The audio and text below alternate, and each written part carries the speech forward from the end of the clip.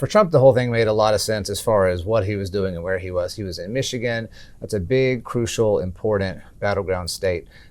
Trump won Michigan in 2016, narrowly lost it in 2020. If he's a nominee, he's going to need to win Michigan, most likely in 2024, to get back in the White House. The big story up there, of course, is the UAW strike. Biden was up there to give a very brief appearance at the picket line on Tuesday. Trump made his appearance Wednesday night. And then to get more into the weeds, there's this whole issue of electric vehicles, which the Biden administration is pushing. Trump's speech was almost entirely focused on this issue. He's saying that the Democrats want to destroy, it's Trump, he's kind of exaggerating, right? The Democrats want to destroy the auto industry. Right. I'm going to save the auto industry. I'm going to bring back diesel, bring back American oil, make us energy independent, all these kind of things. And that's what he did in Michigan. Welcome to Reporter's Notebook, where we talk to the Washington Examiner's top journalists about the stories breaking on their beats. I'm Jim Antle. I'm joined today by White House reporter Haisten Willis. Haisten, we saw former President Donald Trump skipping a Republican presidential debate once again, making an appearance in Michigan. Why was he out there, and what do you have to say? Yeah, that was what I ended up covering on debate night mostly, was his appearance. He spoke for about an hour in Michigan, started ahead of the debate itself, and then he actually kind of ran over. It's a pretty long speech, a little over an hour there, bleeding into the debate, and of course designed in general to make sure he gets his own headlines and counter programs what was happening across country in California. For Trump, the whole thing made a lot of sense as far as what he was doing and where he was. He was in Michigan. That's a big, crucial, important battleground state. Trump won Michigan in 2016, narrowly lost it in 2020. If he's a nominee, he's going to need to win Michigan, most likely in 2024, to get back in the White House. The big story up there, of course, is the UAW strike. Biden was up there to give a very brief appearance at the picket line on Tuesday. Trump made his appearance Wednesday night. And then to get more into the weeds, there's this whole issue of electric vehicles, which the Biden administration is pushing. Trump's speech was almost entirely focused on this issue. He's saying that the Democrats want to destroy, it's Trump, he's kind of exaggerating, right? The Democrats want to destroy the auto industry. Right. I'm going to save the auto industry. I'm going to bring back diesel, bring back American oil, make us energy independent, all these kind of things. And that's what he did in Michigan. So at the same time he was doing this, there was another 7 Republican presidential candidates who were debating in California. Were they able to get out of Trump's shadow? Well, you're asking me for my opinion here. I'm supposed to be a reporter, right? Do people think? Do people think they got it? Okay.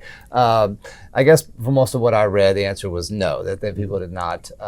They did not break out of Trump's shadow. Arguably, they didn't even break out of each other's shadow because there was so much crosstalk between them at the debate. They were yelling over each other, talking back and forth, trying to get the spotlight. I guess they were trying to break out individually, but with so many of them on the stage, all doing that, a lot of it just kind of became this sort of jumbled mess, basically.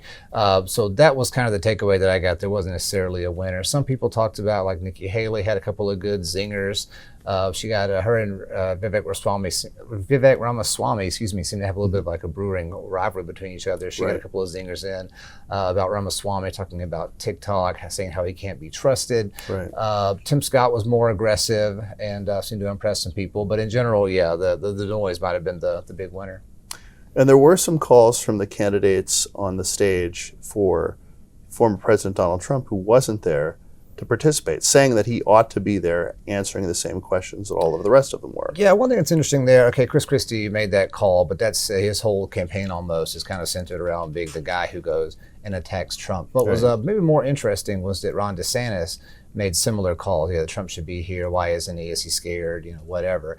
Because DeSantis, for a very long time, tried to do this sort of in but not in thing with Trump. Not saying, like literally not saying his name, kind of criticizing him by proxy, but trying to kind of stay out of that fight.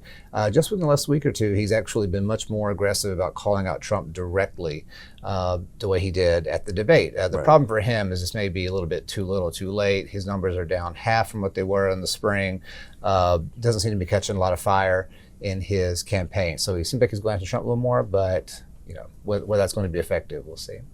So the House has conducted its first impeachment hearing, the first hearing of the impeachment inquiry into President Joe Biden over his alleged business relationship or lack thereof with his son Hunter Biden and knowledge of Hunter's financial activities with foreign business entities primarily. Right. But the White House has had a pretty interesting response little strategy of how to sort of counter message on this. What was it? Yeah, the White House has been doing what they're calling a split screen, trying to present themselves as being sort of the responsible ones here. They're trying to avoid the government shutdown. Right. And of course, negotiations are ongoing there. Happening at the same time is this impeachment inquiry. So they're kind of saying, well, we're trying to avoid this government shutdown, should be a disaster, while they're holding these unnecessary impeachment inquiry hearings. So trying to bring attention to that, bring attention to how close this is getting. And just today, as we're filming this, they've released a new strategy of actually releasing an email once every half an hour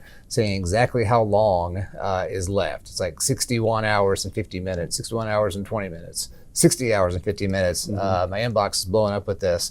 I guess other people in Washington are also dealing with that, this little countdown they have going on. So we'll see how effective that is, but that's the point they're trying to get across. We'll see if the White House ends up blacklisted by internet service providers. they may get blocked by a few people, that's right.